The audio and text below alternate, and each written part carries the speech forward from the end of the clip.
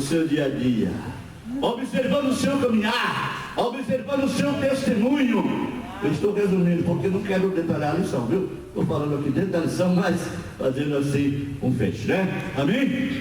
Então você deve saber, precisa saber que há lá onde você trabalha, no seu ambiente, no seu dia a dia, na sua casa, na rua, onde quer que você esteja ou estiver, entende? Há pessoas que estão observando o seu caminhar, o seu movimentar, o seu dia a dia, o seu falar, amém? O seu proceder, a sua maneira de se comportar, aleluia, louvado seja o nome do Senhor. Sempre há alguém olhando para você, porque naquele momento aquele rei Artaxerxes deu carta para ele de recomendação, autorizando que ele fosse lá em Jerusalém. Exato. Por quê? É o que estou falando aqui. Porque ele acompanhava o dia a dia daqueles homens, né? E eles tiveram essa carta em mãos, essa recomendação positiva e autorização para fazer o que Deus determinou, porque eles mostraram antes que eram homens de Deus. Aleluia. Então você pode receber de alguém que não é nem crente um elogio. Fulano sim. E há muita gente que diz assim: eu gostaria de ser crente, mas igual fulano, Deus me livre, né? Ser crente igual esse vizinho aqui. Irmãos, infelizmente eu ouvi a semana passada evangelizando uma pessoa. Ele disse: olha, ser crente igual aquele pastor que mora em frente da minha casa, jamais. Agora, se o senhor abrir uma congregação aí, na sua casa, eu vou congregar com o senhor. Assim mesmo. Mas o que eu sou? O que eu faço? É ali na rua, abraçar todo mundo, abraçar as crianças, beijar, abraçar um senhor, uma senhora que está ali, um vizinho, etc., falar com eles ali, entrar na vida, onde está lá os bêbados, né? Aquela boteca lá cheia de bêbados assim, abraçar: Jesus te ama, Jesus te ama, Jesus te ama. Meu Deus, que pastor é esse diferente dos outros? Mas eu sou assim, não adianta, né? Eu não vou mudar o meu comportamento porque eu sou assim. Amém? Glória a Deus. Cada um tem o seu jeito de ser, sua maneira de ser. Amém? Glória a Deus. Então, meus queridos, como já disse, repito, nós precisamos mostrar o que nós somos como servos de Deus, para que nós sejamos olhados com bons olhos por aqueles que estão ao nosso redor, inclusive os patrões também, inclusive aqueles que são nossos chefes. Eles estão olhando para nós para ver se nós realmente somos servos de Deus. Aleluia. E meus irmãos, quando o servo de Deus é fiel, ainda que no início ele seja odiado, como no caso de José, né, que foi odiado, foi colocado no calabouço, né, e ele foi depois visto como alguém que era um servo fiel. Uma qualidade importante de José, que não está aqui na lição, mas está dentro do assunto, né? Estou trazendo para cá. É que ele, irmãos, em momento algum você observa que José negou o seu Deus. Amém? Em todos os instantes da sua vida, ele foi fiel de tal forma e não negou. Aleluia. Jamais eu vou negar o meu Deus, o Deus de Israel. Aleluia. Louvado seja o nome do Senhor. Foi isso que aconteceu. E ele foi fiel no pouco, e sobre o muito ele foi colocado. Louvado seja o nome do Senhor. Então a preocupação, quem se preocupou com a restauração dos muros? Quem foi? Neemias. Amém? Quando alguém mandou chamá-lo, ele disse: olha, eu não posso descer porque eu estou, o quê? Realizando, fazendo uma grande obra e não posso descer. Amém? Quem está fazendo uma grande obra não pode descer. Amém? Você é servo de Deus, você está fazendo uma grande obra. Talvez você não é um líder de igreja, departamento, qualquer coisa assim, mas você é líder da sua própria vida, líder do seu lar, da sua família. Amém? Você é um líder. Amém? Glória a Deus. E meus irmãos, quando alguém está fazendo uma obra importante, ele não pode se preocupar com outra coisa, com chamados de alguém, com outras coisas mais que acontecem. Ele não pode estar preocupado com isso, porque ele está fazendo uma grande obra. Amém? Glória a Deus. Talvez alguém te convide para descer. Vamos lá, né, jovem? Vamos ali, a balada, é descer, né? Vamos ali fumar tirar uma fumacinha ali, né? Ah, não é demais não faz mal não, né? Hoje está tão comum, parece que já generalizou, nem mais há castigo para isso, né? São considerados como delinquentes, essas pessoas, não mais, os usuários não são mais punidos, né? Eles são delinquentes, agora precisam de ajuda. Muito bem, é isso mesmo, preciso mesmo. Mas, meus queridos, nós não podemos descer da nossa posição como servos de Deus. Você não pode descer, eu não posso descer, você não pode. Ah, mas por que não? Porque você tomou uma posição diante de Deus, aleluia! E da sua posição você não pode descer, aleluia, louvado seja o Senhor. Então aquele homem estava construindo os muros. Por quê? Porque, irmãos, muro significa proteção. É ou não é? Muro é proteção.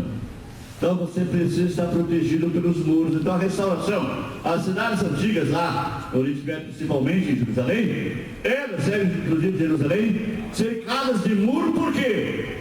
Para evitar que o inimigo tivesse acesso. Os que entram, né?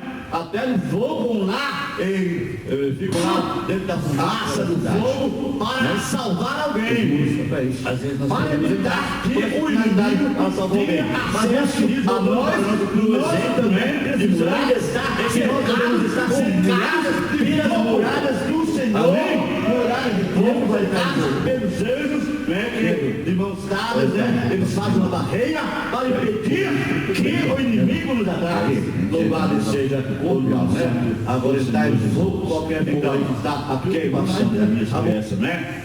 Cercar Jerusalém, para impedir a penetração dos inimigos. Agora, irmãos, quais foram os principais inimigos do povo de Deus naquela época?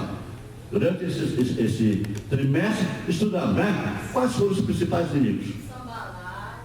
Sambalate, Urias,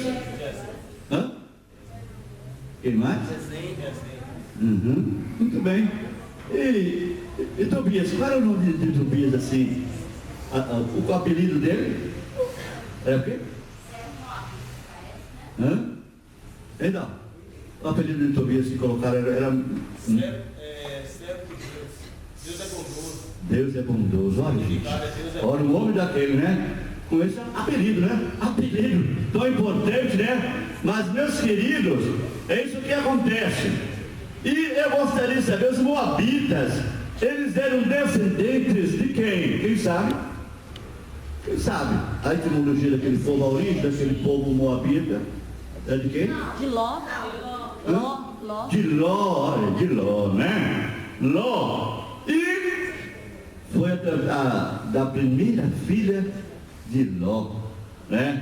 Concebeu aquele personagem, né? Muito bem. E, meus queridos, é importante notar que os Sambalates, é só dando pincelada assim para resumir, né? Os Sambalates, eles sempre estão dentro das igrejas.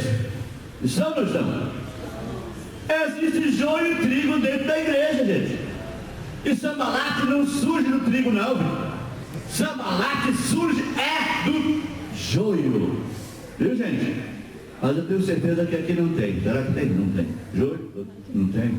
Amém? Glória a Deus. Aleluia. Certa feita, irmãos, Deus me deu uma revelação há pouco tempo. Não foi muito tempo, não. E eu falei para um grupo de pastores, o presidente da igreja, o que Deus me mostrou. Eu vinha para a igreja com a minha esposa e tinha dois policiais vestidos, trajados rigorosamente, ali à porta da igreja, do lado do outro, e a igreja toda assim diferente, a porta fechada. Eu disse: o que está acontecendo? Já é essa hora do culto e a igreja não está aberta. Ele disse: essa igreja está fechada por tempo indeterminado. Eu falei: o que é isso? Aí eu voltei com a minha esposa para casa. Com 3 dias eu tive a mesma visão. Não foi nem sonho, foi uma revelação. E quando eu cheguei lá, a frente da igreja estava toda quebrada, que lá tem muito vidro na frente da igreja, os vidros traçados e tal. Ele disse: olha, o que está acontecendo aqui nessa igreja? E os policiais disseram: olha, o senhor quer saber? Então saiba. Abriu a porta, eu entrei. Eu entrei com a minha esposa, os bancos todos de perna para cima, pedreiro carniça, assim, cheio de carniça. Entrei nos banheiros, banheiro sujo, todo imundo, fedendo. E eu contei essa história para esse grupo de obreiros que estavam depois de uma oração que tivemos. Se alguém disser, felizmente isso não é aqui, graças a Deus, porque aqui não tem isso. Sabe o que aconteceu? Na mesma semana seguinte, o administrador que morava dentro da igreja, ou seja, morava num apartamento dentro da igreja praticamente, né? Estava em pecado, teve até um filho fora do casal. Pecado ele tem. Então, meus queridos, isso não causa bem, não soa bem ao ouvido de muita gente, viu? Mas é importante a gente falar isso, é como exemplo. Amém, irmãos? Glória a Deus. E a família foi totalmente desmoronada naquele momento, daquele ato. Depois tornou voltar às boas, a mulher passou um tempo de depressão, a mulher dele, foi aquela confusão toda. Depois alguém disse, pastor, realmente, né? Pastor, foi verdade mesmo. Muito bem. Então, queridos, a igreja, ela precisa ser restaurada em todas as áreas, na área espiritual, na área moral, na área física, etc. Aleluia. E precisa ser resguardada dos inimigos, como nós já falamos, né? Para que ele não tenha acesso. É o que já disse aqui, não é? Glória a Deus. Então, como estão os muros da nossa Jerusalém? Caídos, em ruína, precisando de restauração. Também os portais, as portas, né? Estavam com os ferrolhos quebrados, queimados a fogo, como diz a palavra de Deus, né? Nós conhecemos a história, pelo menos os que leem a Bíblia conhecem a história, que aquela cidade estava em ruína, e aqueles remanescentes estavam ali passando dificuldades, total dificuldade, não é verdade? E Deus levantou aquele homem de Deus para restaurar os muros, os ferrolhos, botar as portas e etc. que estavam em ruína. Meus queridos, que Deus possa levantar homens, amém? Homens no sentido geral, sentido não só no sentido masculino, mas feminino. Pessoas que estejam dispostas a fazer isso, olhar para trás, amém? Olhar para trás é o quê? É um olhar retrospectivo, amém? O carro tem retrovisor para olhar para onde? Para frente? É para trás, né? Por que tem um retrovisor no carro?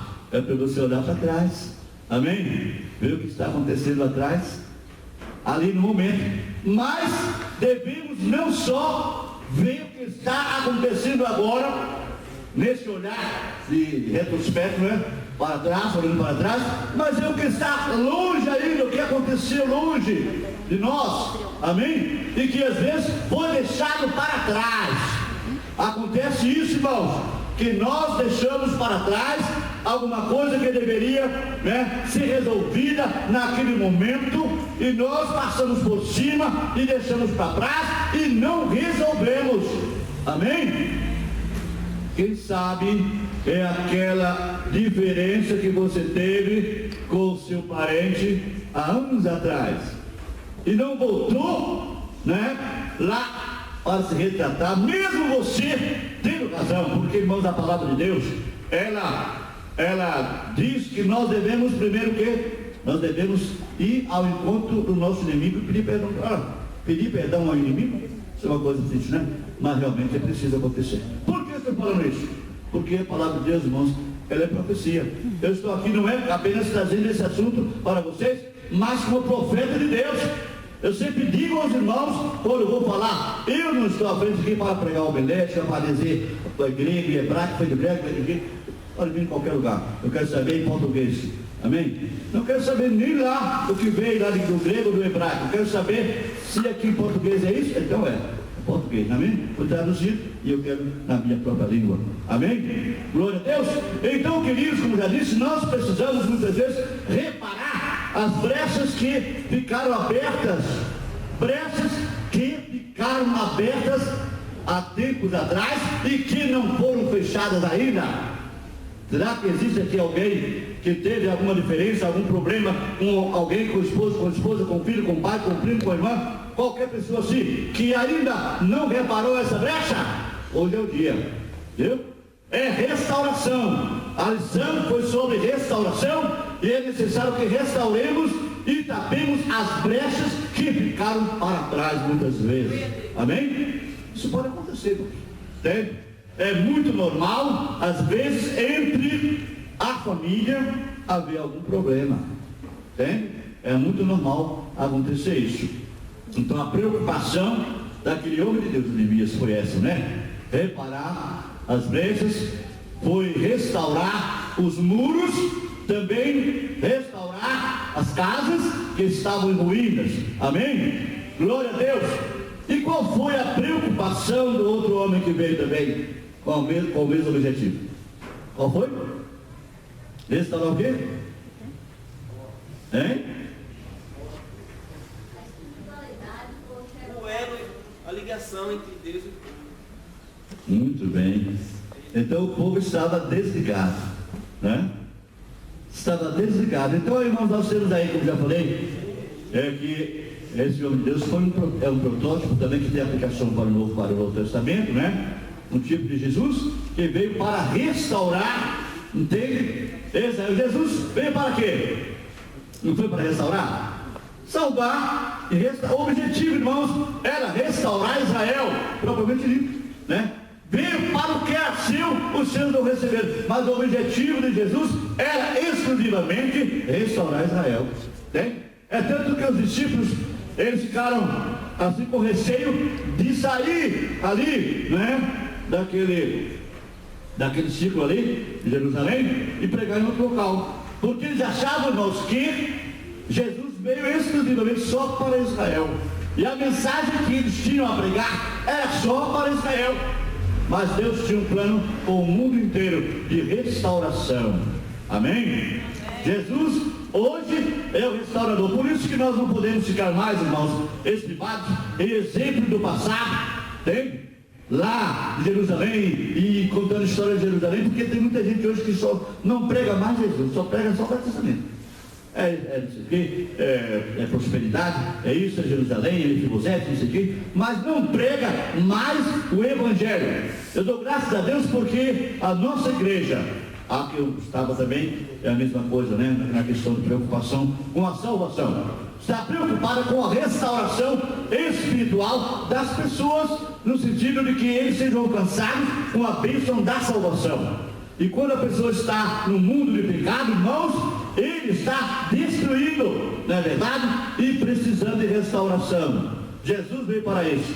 Neemias foi o incumbido, né, de restaurar os muros, né, de restaurar na área espiritual, culto a Deus principalmente, né? E nós, igreja, somos responsáveis por quê? Qual a nossa responsabilidade? Hein, gente? Restaurar o quê? O mundo. Amém? A incumbência para a igreja hoje, irmãos. E às vezes nós nem sequer estamos preocupados, nem sequer com o parente que está precisando de restauração. Não é isso? Às vezes eu não estou nem tanto preocupado assim com alguém da minha própria família que está precisando ser restaurado, né, e salvo para morar na glória. E essa é a incumbência da igreja. Amém? A incumbência que teve aquele homem de Deus, né, o Esdras, é a nossa incumbência. Aleluia! De pregar o Evangelho, de restaurar aqueles que estão precisando de restauração espiritual. Muito bem, que tipo de pecado aconteceu entre eles também que trouxe preocupação ao homem de Deus, no sentido da restauração espiritual? Quem sabe? Alguém pode também falar alguma coisa para ajudar? Alguém? Entenderam a minha pergunta? Hã? Glória a Deus, louvado seja Deus. Então aqueles homens estavam preocupados com o quê? Com a restauração espiritual. Agora, qual a preocupação nossa hoje, nos nossos dias? Qual a preocupação que deve ser? É também com a salvação das almas. Amém? Nesse mundo que está em ruína, está ou não está? Atualmente, meus irmãos, tem havido a chamada Guerra Fria. Eu pergunto, uma greve é uma guerra? É? Não é? Sair pelas ruas, né, querendo, reivindicando alguma coisa, né, do governo, é guerra, não é? Guerra Fria.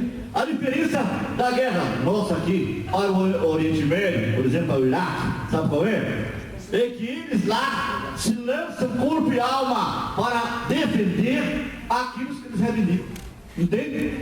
Eles reivindicam alguma coisa e saem mesmo a unhas de dente para adquirir aquilo que eles querem. Uma mudança qualquer, ou alguma coisa que eles estão reivindicando, entende? E até matam, né? Até se martirizam, colocam bombas em volta de si para estourar, para matar alguém, para lá e dar o palácio do governo, né? Todos cheios de bombas, né? E vão lá e destrói tudo aquilo ali. Então aquilo é uma guerra, né? Através de o quê? Instrumentos que causam destruição, né? Agora, hoje nós estamos em guerra no Brasil também, só com a diferença. Existem os vândalos que estão aí também se misturando entre aqueles que estão fazendo greve para fazer baderna, né? É isso, não é? Mas, meus queridos, agora eu pergunto aos irmãos, qual é o alvo do cristão? Estar conivente com essas coisas? Colocando na internet, no seu Face e outras coisas mais, incentivo para a guerra? Mas eu sou brasileiro, eu tenho que defender a minha pátria, eu tenho que me unir àqueles que vêm, mesmo, por que você não vai também lá para a rua? Por que não vai gritar lá na rua também? Você não está a favor, lá na internet, da guerra? Então por que você não vai também para lá? Sai da sua casa e vai também se unir. E eu digo sempre quando eu coloco alguma coisa referente a esse assunto na internet, o homem de Deus, a mulher de Deus precisa interceder, orar, porque as guerras não vêm de Deus. Amém?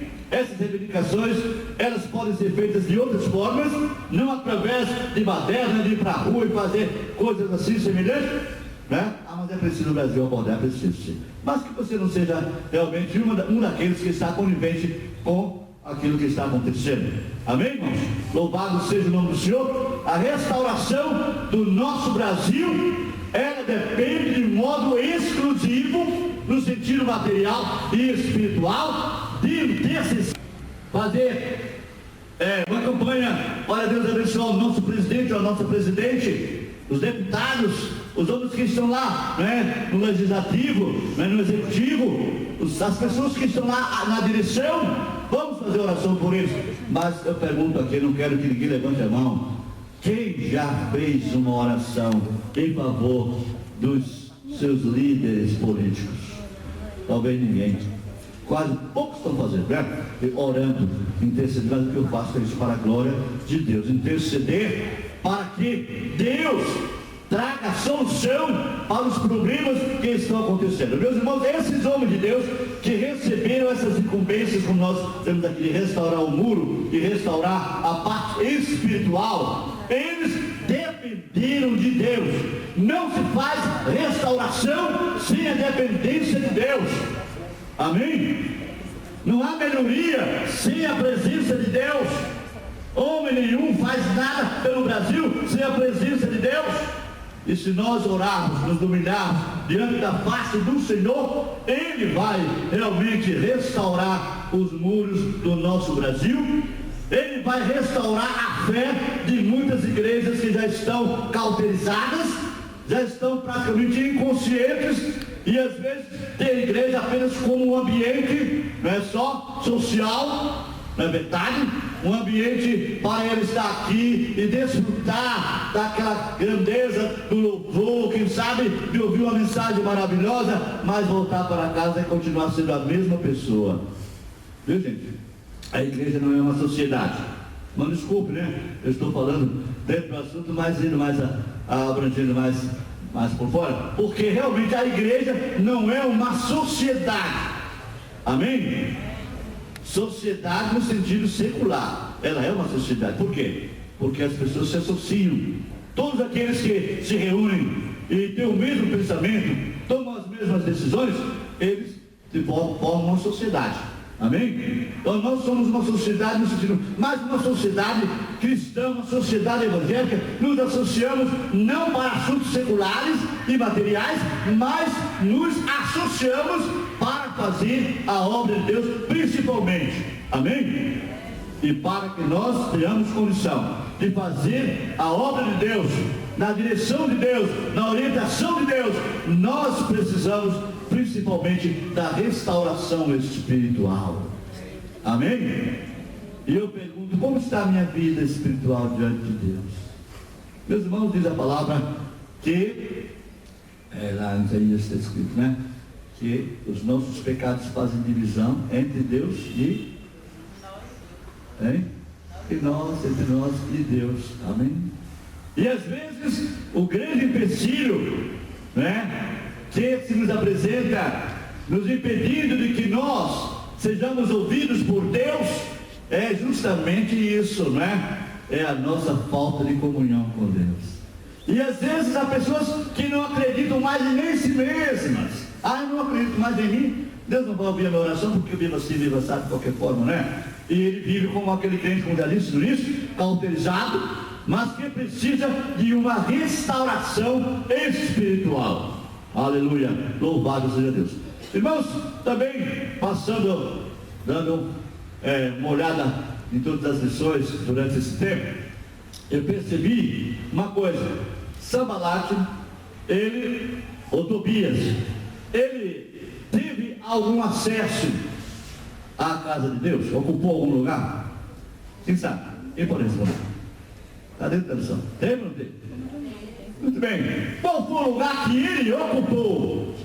Você que estudou a lição durante esse trimestre, qual foi o lugar que ele ocupou? Onde ofereceu os holocaustos? Ele ocupou um lugar onde guardava o quê? Os alimentos, as coisas importantes, né? E deram para ele reservar naquele lugar mais importante. Olha, gente. Então, olha, eu quero trazer para nós aqui.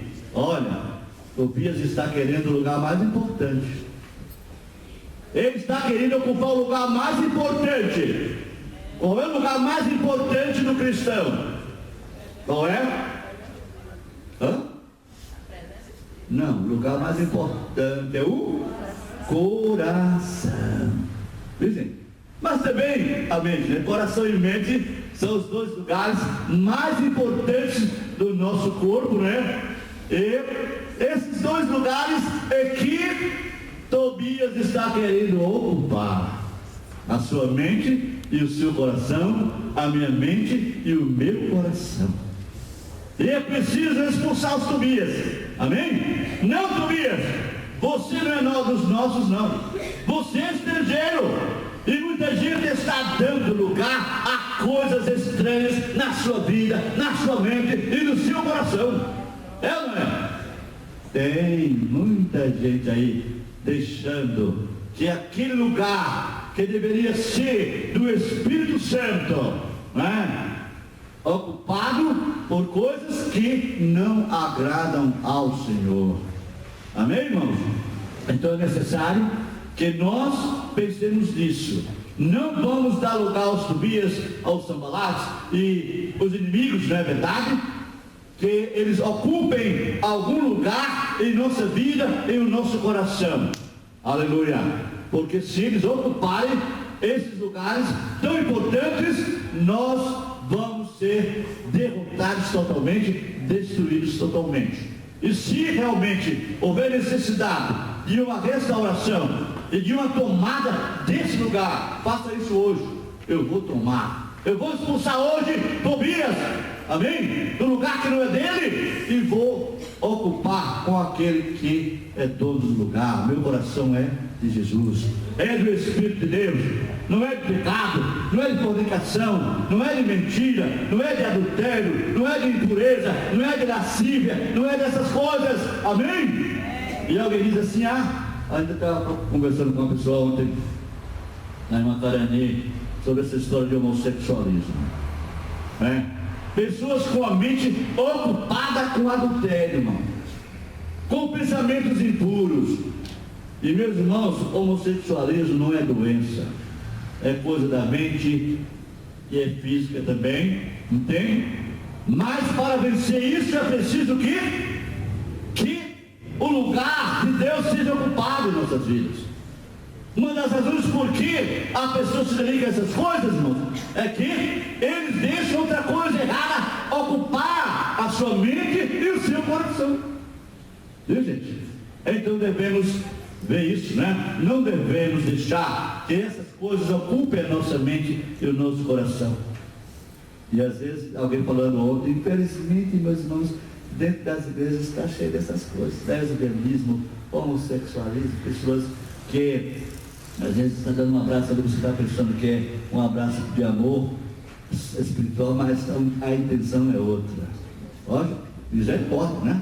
Misericórdia, entende? Mas acontece mesmo, irmãos. Eu estou aqui muito bem à vontade, porque eu estou na minha igreja, né? Amém? Falando para o povo que é compreensivo, amém? Falando de restauração. Então, queridos, a lição para hoje é essa: reconstrução de muros, que significa proteção. Muros é proteção, amém? Para impedir a penetração do inimigo, e restauração espiritual, porque a igreja, ela precisa morar no, amém? É onde que ela vai morar? No céu. Você, irmão, é crente para morar no céu. Você não é crente apenas para pertencer a uma igreja como membro, amém? Você é crente para morar no céu. E é necessário que você mesmo, agora não é Neemias que vai restaurar os muros da sua vida espiritual. Não é Neemias que vai, ou seja, essas também que vai restaurar, né, a sua vida. Agora quem? Quem é? O Espírito Santo de Deus, irmãos.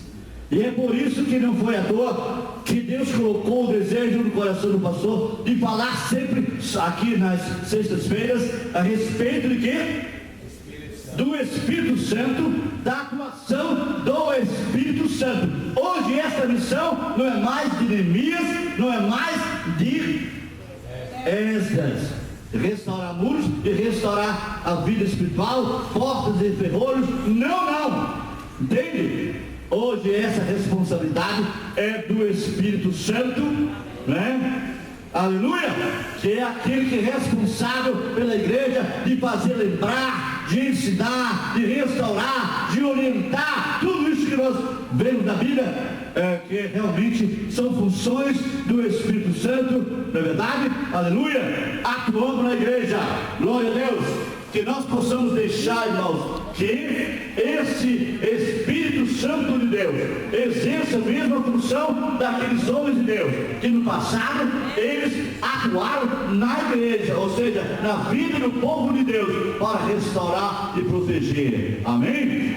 Que o Espírito possa penetrar em nossa vida, em nosso coração, tomar o seu lugar para restaurar as nossas vidas, nos colocar no devido lugar como cristãos que realmente representam Jesus aqui na terra. A igreja é a noiva de Cristo, amém? E ela representa o seu noivo aqui na terra. Ela é a responsável, aleluia, louvado seja o nome do Senhor, pela disseminação do Evangelho e pela restauração de vidas que estão aí precisando de ajuda. Amém? Eu já fiz muitas campanhas assim, 1 mais 1 para Jesus. Eu pergunto, irmãos, se essa igreja inteira, cada membro ganhar 1 para Jesus, no final do ano temos quantos? Será que tem aqui 500 ou 600, não sei quantos, local não sei quantos membros, né? Mas ela vai ter o quê? O seu número dobrado. Será que é muito difícil você evangelizar uma pessoa durante o ano todo? Começar e ficar ali, ó, vai à casa dele, orientando, e ficar trazendo para a igreja, convidando. Não é difícil, não é? Agora o que falta a nós talvez seja a disposição para fazer isso, né? Inclusive em mim também. Amém? Não estou apontando os irmãos, não. Estou falando comigo mesmo, né? Louvado seja o nome do Senhor. Meus queridos, que Deus nos abençoe. E eu quero agradecer a oportunidade que tive, né? O privilégio, amém? De estar aqui, ter a oportunidade de desenvolver os nossos talentos também um pouco, né? A gente fica assim, a espada enferrujada, precisa a gente usar um pouco, né? Amém? Louvado seja o nome do Senhor. Eu quero voltar a palavra à pessoa que está na direção, né? Para concluir, amém? E agradecer a Deus. Eu gostaria que nós ficássemos de pé e eu quero fazer uma oração, amém? Uma coisa, irmãos, que muita gente às vezes fala, mas eu não sou pentecostal, eu não vou abrir minha boca para dar glória a Deus, nem aleluia, não. Pode fazer isso, viu? A nossa igreja, eu disse aqui que ela é pentecostal. É ou não é? Ah, não, você não é batista pentecostal, não. Você é porque você crê no Pentecostes. Você crê e prega a doutrina apostólica. Jesus apostólica, ela é pentecostal, gente. Mas você é batista, eu também sou. Amém? Glória a Deus, louvado seja o nome do Senhor. Então vamos orar, amém? Louvado seja Deus. Levanta sua mão para o Senhor assim e diga: Jesus, o que você está precisando? Você está precisando de restauração, está precisando de mais poder, de mais força, de mais graça, de deixar alguma coisa que está perturbando a sua vida espiritual, né? Que está invadindo o lugar do Espírito Santo, tomando o lugar do Espírito, né? E você precisa agora dessa bênção de Deus. Louvado seja o teu nome, Senhor, nesta manhã maravilhosa, Senhor. Para que o povo se reúne para glorificar o teu nome, para aprender da tua palavra. Rogamos de ti agora a bênção especial, ó Deus, para as nossas mentes, para os nossos corações, meu Pai, que nós possamos dar lugar ao teu Espírito, que sejamos restaurados, meu Pai, aleluia, ó Deus, de todas as formas, Pai, que tu venhas restaurar os muros, ó Deus, das nossas vidas e nos cercar, ó Deus, para que não sejamos atingidos pelas secas do diabo, meu Pai, a nossa mente, o nosso coração, a nossa vida espiritual. Restaura, Senhor, aleluia. Se há alguma necessidade de restauração, nessa oportunidade, abençoa o teu povo, tua igreja, Pai amado, batiza servos teus com o Espírito Santo, Deus, dê dons espirituais, dê graça, dê poder nos olhos, poder nas mãos, poder nos lábios, ó Deus, em todas as áreas da sua vida espiritual e física, Senhor. Atinge agora e abençoa, meu Pai. Eu te agradeço, Senhor, por esta oportunidade que tive de transmitir a tua palavra nesta manhã maravilhosa. Fica conosco, abençoa o nosso pastor, aquele homem, meu Deus, que está de férias agora, mas que também está em atividade, Senhor. Que ele possa ser ungido mais por ti, meu Pai, sua família. Abençoa cada dia mais e mais teu filho, meu Pai, dando graça, força e poder. Nós te pedimos, ó Pai, a tua bênção e te agradecemos em nome de Jesus. Amém, Senhor. Amém. Glória a Deus. Que Deus abençoe a todos nós e muito obrigado pela sua oportunidade. Amém, né, irmãos? Graças a Deus por essa palavra que muito nos abençoou nessa manhã. E eu quero louvar a Deus pela vida do pastor Tavares. Que o Senhor continue te abençoando, pastor, e inspirando para que o Senhor traga mais mensagens aqui para nós, para que o povo do Senhor seja abençoado. E eu gostaria de relembrar os professores que no próximo domingo, classe única novamente, e oração às 8h30. E eu quero parabenizar os alunos, a participação dos alunos, né, de alguns alunos que estavam aí afiados, mostraram que aprenderam mesmo. Que Deus abençoe a cada um dos alunos da Escola Bíblica Dominical, que o objetivo é esse, aprender a palavra do Senhor. Sair daqui cheios da presença do Senhor, da graça do Senhor. Porque essa palavra do Senhor é que traz mudança, é que traz restauração na nossa vida. Ô irmãos, como nós precisamos dessa restauração, como nós precisamos dessa transformação do Espírito Santo de Deus nas nossas vidas. Que a palavra do Senhor tenha penetrado profundamente na sua vida nessa manhã, trazendo a mudança que você precisa, trazendo a mudança que eu preciso para a minha vida, que a igreja do Senhor precisa, que o Senhor possa abençoar cada um dos irmãos, que os irmãos possam voltar para casa cheios da presença do Senhor. E o pastor vai dar a bênção final e assim nós estaremos encerrados. Glória a Deus. Então vamos ficar de pé e vamos encerrar com a bênção apostólica, que é muito importante, né? O amor de Deus, nosso Pai, a graça com todo o povo de Deus agora e para todos sempre. Se Deus é por nós, e a vitória é nossa, temos sempre.